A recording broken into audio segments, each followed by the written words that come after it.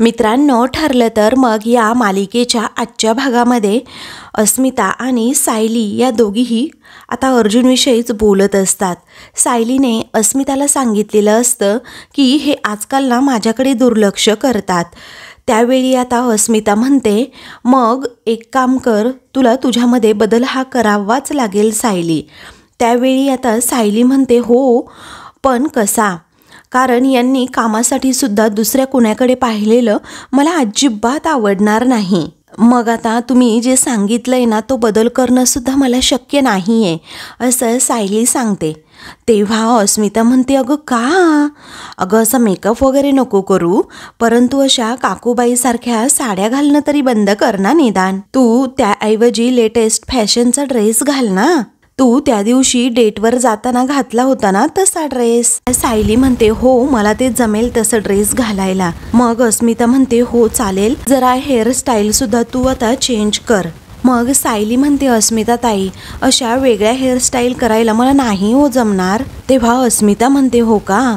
अगं मी कशाला आहे, मी तयारी करून देते की मग तुझी। तुझा ना आता मी पूर्णपणे मेकओव्हर करूनच देते, पण तुझी तयारी आहे ना तेवढंच सांग। सायली म्हणते, हो हो माझी तयारी आहे ना। मग अस्मिता अगदी उत्साहातच म्हणते, अशी तयारी करून देते ना, बघ अर्जुन ना तुझ्यामध्ये अगदी हरवूनच जाईन। चल चल माझ्या रूममध्ये चल आणि इथे येऊन ना तू ड्रेस चेंज कर। आता आजपासून ना माझी रूम आहे ना ती तुझी मेकअप रूम असेल। दुसरीकडे कोर्टामध्ये सुनावणी तर सुरू असते। ॲडव्होकेट देसाई म्हणजे तन्वीचे वकील असतात, ते जज साहेबांकडे परमिशन मागतात, मला माझा मुद्दा सिद्ध करण्यासाठी परमिशन हवी आहे। तेव्हा जज साहेब परमिशन ग्रँटेड असं म्हणून देसाई वकिलांना ती परमिशन देतात। त्यावेळी ते लगेचच प्रियाजवळ जातात आणि लगेचच तिला विचारतात, तुम्ही म्हणाला होतात की कोर्टामध्ये तुम्हाला साक्ष देण्यासाठी तुमच्यावर दबाव हा टाकला गेला। तेव्हा प्रिया म्हणते, हो हो। तेव्हा ते आता विचारतात, म्हणजे नक्की झालं काय आणि तुम्ही हे कोर्टाला सांगू शकाल का? तेव्हा प्रिया म्हणते, हो नक्कीच सांगू शकते। मग पुढे साळसूतपणाचं आव्हान ती सांगू लागते, महिपत शिखरे आणि साक्षी शिखरे हे दोघेही आमचा आश्रम हा विकत घ्यायला आले होते। तेव्हा माझं नक्कीच हे मत होतं की मधुभाऊंनी आश्रम हा शिखरेंना विकून टाकावा। आणि कसं आहे ना, याने फक्त माझाच नाही तर अगदी सर्वांचा फायदा झाला असता, पण मधुभाऊंनी ना माझं काही म्हणजे काहीच ऐकलं नाही। तेव्हा देसाई वकील विचारतात, मग नंतर साक्षी शिखरेंबरोबर तुमचा कॉन्टॅक्ट राहिलाच कसा? मग प्रिया म्हणू लागते, माझ्याकडे ना कॉलेजची फी भरायला पैसेच नव्हते, ते पैसे मी काय केलं साक्षीकडनं उधार घेतले, पण मला ते पैसे ना परत करणं असं शक्यच नव्हतं आणि याचाच फायदा घेऊन साक्षी आणि तिच्या वडिलांनी मला अगदी धमकवायला सुरुवात केली। तेव्हा महिपत आता प्रियाने असं स्टेटमेंट दिल्यानंतर रागातच तिच्याकडे भर कोर्टात बघू लागतो, तर अश्विन सुद्धा प्रियाकडे पाहत असतो की माझ्या तन्वीला किती भोगावं लागलंय। मग प्रिया आता पुढे लगेचच म्हणते की मला त्यांनी सांगितलं कोर्टामध्ये जर साक्षीची बाजू नाही घेतली तर मग मला ना चौपट पैसे त्यांना द्यावे लागतील। दुसरीकडे अर्जुन आणि चैतन्य दोघेही आता पोलीस स्टेशनमध्ये येऊन खरं तर पोहोचलेले असतात। त्यांना तेथे तन्वी आणि सायलीचं सुद्धा गाठोडं सापडत नाही। तेव्हा अर्जुन त्याबद्दल चैतन्याला सांगतो, दोघेही आता खूप काळजीत असतात। पुढ्यातच तेथे आता इन्स्पेक्टर सावंत हे येतात, त्यांच्याकडे एक रजिस्टर असतं, ते म्हणतात, हे पहा अर्जुन सर, रजिस्टरमध्ये वात्सल्य आश्रमामध्ये जप्त केलेल्या सर्व वस्तूंची यादी आहे, कारण पाटील निर्दोष सुटल्यानंतर ते सगळं सामान वात्सल्य आश्रमामध्ये लगेचच आम्ही देऊन टाकलं।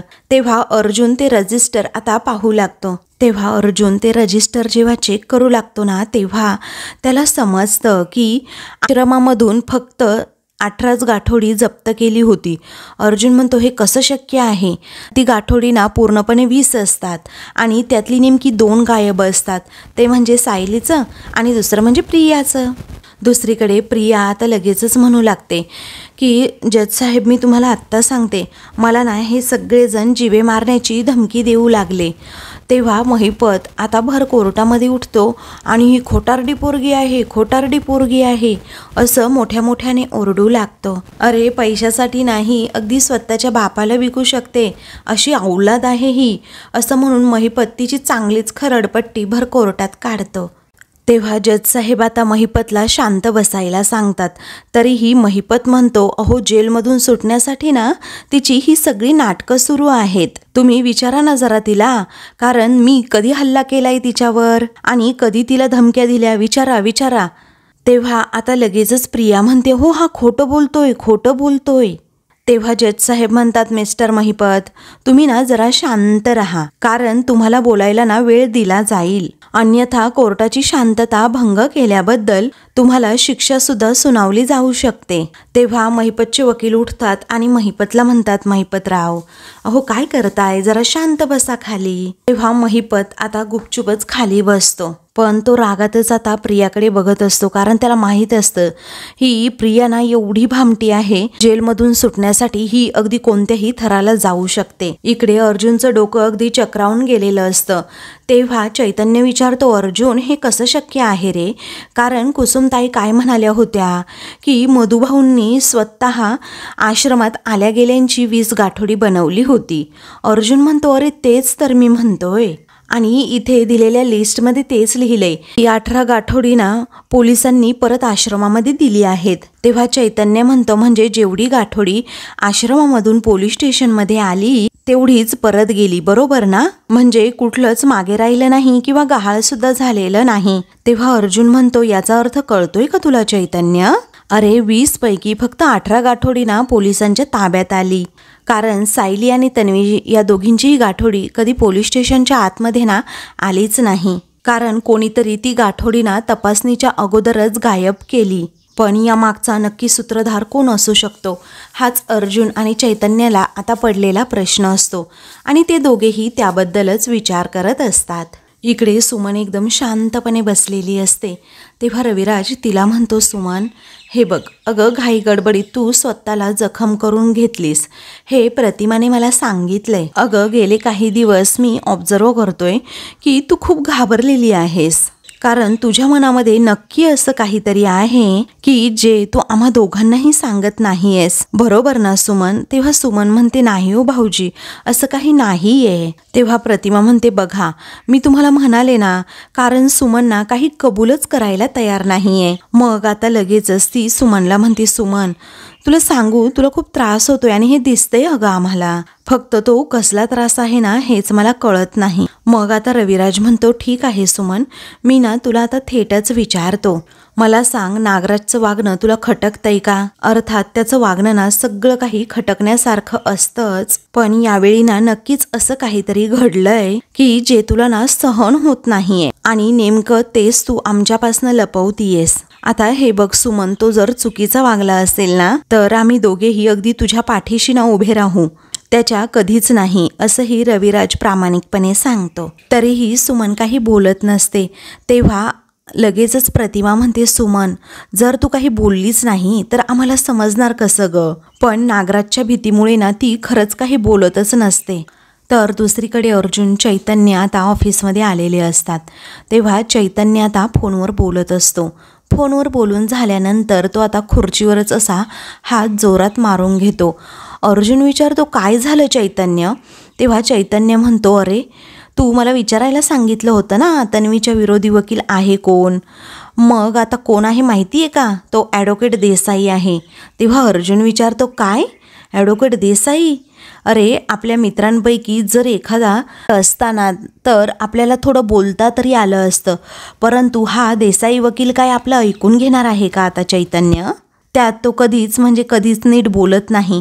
तेव्हा चैतन्य म्हणतो, अरे 1 नंबरचा तो ना तिरसट माणूस आहे, कारण अख्ख्या जगाशी त्याचं काय वाकडं आहे ना मला हेच कळत नाही. तेव्हा अर्जुन म्हणतो, पण त्याच्याशी ना बोलावंच लागेल, त्याला भेटावंच लागेल, कारण तुला सांगतोय त्याला हे कळायला सुद्धा हवं की तन्वी किती खोटं बोलली आहे. मी एक काम करतो, मी ना आता त्याला फोन करतो आणि जर तो भेटायला तयार असेल तर अगदी समोरच जाऊन बोलतो त्याच्याशी. त्यानंतर अर्जुन देसाईला कॉल करतो खरं, परंतु काही रिप्लाय मात्र येत नाही.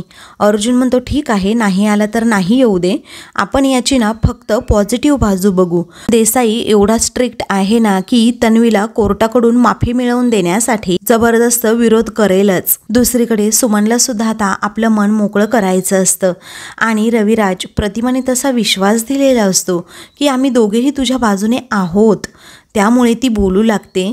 तुम्हाला वाटतंय ना ते बरोबर आहे, कारण मला यांचं वागणं ना खूप चुकीचं वाटतंय, खूप आजकाल खटकायला लागलंय. तेवढ्यातच नागराज आता तेथे येतो आणि विचारतो सुमन, हे सुमन काय ग, काय चुकीचं वागलोय मी, काय चुकीचं काय वागलोय मी, सांग ना आता, सांग त्यांना सांग. असं म्हणून तो दादागिरीच करू लागतो. रविराजला हे पटत नाही. तो आता उठतो आणि रागातच म्हणतो, नागराज जरा गप्प बस, कारण बायकोबरोबर बोलण्याची ना ही पद्धत नाही आहे. तेव्हा सुमन आता खूप घाबरलेली असते. तेव्हा नागराज म्हणतो, अरे दादा, ही काहीसुद्धा माझ्या फालतूच्या तक्रारी करत असते. मी हिला वेळच देत नाही, सिनेमाला नेत नाही, फिरायला घेऊन जात नाही किंवा शॉपिंगला सुद्धा नेत नाही, असं काहीतरी फालतू चालू असणार ना हिचं. आणि भाऊ असा करते ना जसं काय मी खूनच केला एखाद्याचा. मग रविराज विचारतो, काय रे, संवाद साधायला हवाच ना बायको बरोबर, अरे तिच्याशी जरा शांतपणे बोल नागराज. मग रागातच तो म्हणतो, हो ना, करेक्ट आहे दादा तुझं, शांतपणे ना हिच्याबरोबर जरा संवाद साधायलाच हवा. चल ग, चल आतल्या खोलीत चल, मग मी तुझ्याबरोबर गप्पा मारतो, चल. तेव्हा सुमन आता खूप घाबरलेली असते, कारण तिला माहीत असतं की हा भामटा नागराज आता मला अजिबात सोडणार नाही, पुन्हा एकदा धमकी देणार किंवा मारणार. या भीतीने ती अक्षरशः लटलट कापू लागते. तिच्या चेहऱ्यावर अगदी घाबरल्याचे एक्सप्रेशन आता दिसत असतात. तेव्हा तो म्हणतो, अगं चल ना आता. मग असं म्हणून तो लगेचच तिचा हात पकडतो आणि अक्षरशः फरफटतच तिला तेथून घेऊन जातो. सुमन आता घाबरते आणि म्हणते, हो ऐका ना माझं, अहो ऐका ना माझं. पण आता नागराज काही ऐकायला तयार नसतो आणि त्या दोघा नवरा बायकोंमध्ये आता रविराज किंवा प्रतिमा दोघेही बोलत नाहीत. तर दुसरीकडे चैतन्य विचारतो, काय रे अर्जुन, तू नक्की देसाईच्या कोणत्या फोन नंबरवर फोन केला होता? अर्जुन म्हणतो, मोबाईल नंबरवर. तेव्हा चैतन्य म्हणतो, थांब, माझ्याकडे आहे त्याच्या ऑफिसचा नंबर, मी कॉलच करतो. असं म्हणून तो देसाईच्या ऑफिसमध्ये अगोदर कॉल करतो. मग आता पिऊनने फोन उचललेला असतो. तेव्हा ॲडव्होकेट देसाई आहेत का आज ऑफिसमध्ये, असं चैतन्य विचारतो. मग आता तिकडून नाही असा रिप्लाय येतो. तेव्हा चैतन्य म्हणतो, ओके, पण ते नक्की कुठे गेले आहेत? तेव्हा कोर्टात गेले आहेत का? बरं, कोणत्या केसची तारीख आहे आज, तुम्हाला माहिती आहे का काही डिटेल्स, असं चैतन्य विचारतो. तेव्हा पिऊन म्हणतात की नाही, आम्हाला तसं काही माहीत नाही. मग लगेचच चैतन्य फोनसुद्धा ठेवतो. तेव्हा आता चैतन्य म्हणतो, अरे अर्जुन, कोणत्या तरी केसची तारीख आहे आज, त्यामुळे तो कोर्टात गेलाय. अर्जुन धक्क्यानेच म्हणतो, काय, कोर्टात गेलाय तो? किंवा त्या पिऊनला ना आपल्याला सांगायचं नसेल असंही चैतन्य म्हणतो. अर्जुन आता फुल टेन्शनमध्ये येतो. तर दुसरीकडे भामटा नागराज हा सुमनला आपल्या रूममध्ये आता घेऊन येतो आणि दरवाजा बंद करतो, असा लोटूनच देतो. तेव्हा ती म्हणते, अहो थांबा ना, अहो थांबा ना, पण तो ना ऐकायला तयारच नसतो. तर त्यांना तू माझ्याबद्दल काय सांगत होतीस ग, असं नागराज रागातच विचारतो. तेव्हा ती म्हणते, हो मी काही नाही सांगितलं, उलट वहिनीच भाऊजींना सांगत होत्या मनच्या पायाला खूप जखम झाली आहे. मग आता तो म्हणतो, कुठे लागले दाखव. तेव्हा ती म्हणते, हे पहा पायाला किती लागले. ती तिचं ते दुखणं दाखवते. मग नागराज म्हणतो, अरे बापरे, दुखतंय का तुझं, दुखतंय का? तेव्हा सुमन म्हणते, हो खूप दुखतंय. मग लगेचच तो तिचा हात असा जोराचा पकडतो, पिरगाळतो आणि तिचं तोंड देखील दाबतो आणि म्हणतो, तुझा ना हात सुद्धा आता पिरगाळू दे सुमन, हा, असं म्हणून तो तिचा अक्षरशः छळ करू लागतो. त्यानंतर तो धमकी देतच म्हणतो, मी तुला काय म्हटलं होतं, कुणाला माझ्याविषयी संशय येता कामा नये किंवा काही सांगायचं सुद्धा नाहीये तू. आणि दादा व वहिनीला तर नाहीच नाही. तर सुमन ओरडण्याचा प्रयत्न करत असते, परंतु तिचं तोंड ना असं घट्ट दाबून नागराजने ठेवलेलं असतं. त्यानंतर तो म्हणतो, तोंड बंद ठेवायचं, आता राहील का तुझ्या लक्षात? राहील ना, असं म्हणून तो पुढे टेबलवरच तिला जोराचं ढकलून देतो. तर दुसरीकडे अस्मिता ही, मम्मा डॅडा कुठे आहात तुम्ही, ती मोठ्या मोठ्याने आता विमलला सुद्धा आवाज देऊ लागते. प्रताप आणि कल्पना दोघेही तेथेच समोर बसलेले असतात. तेव्हा ती म्हणते, डॅड मम्मा बघा ना आता तुम्ही. तेव्हा काय बघायचंय, जरा हळू ये गजिन्यावरनं खाली, असं आता तिला कल्पना म्हणत असते. विमलसुद्धा तेथे येते. मग अस्मिता म्हणते की तुम्ही बघा ना आता सायलीकडे. तेव्हा ये ग सायली ये, म्हणून ती सायलीला आता लगेचच तिथे बोलवते. तर सायली आता रूममधून बाहेर येते. तिने सुंदर असा स्लीवलेस ड्रेस घातलेला असतो. त्याचबरोबर केसांची हेअरस्टाईलसुद्धा पूर्णपणे चेंज केलेली असते. थोडासा हलकासा मेकअप देखील केलेला असतो आणि सायली त्यामध्ये ना खूप वेगळी दिसत असते, खूप छान दिसत असते. ते पाहून सगळ्यांची नजर आता तिच्यावर पडते. तर सायलीला आता खूप लाजल्यासारखं होत असतं, परंतु ती अगदी कॉन्फिडंटली तेथे येते. मग आता सगळेजण तिच्याकडे पाहतच राहतात. तेव्हा कल्पना म्हणते, अगं किती सुंदर दिसतीयस तू, माझीच दृष्ट लागेल हा सायली तुला आता.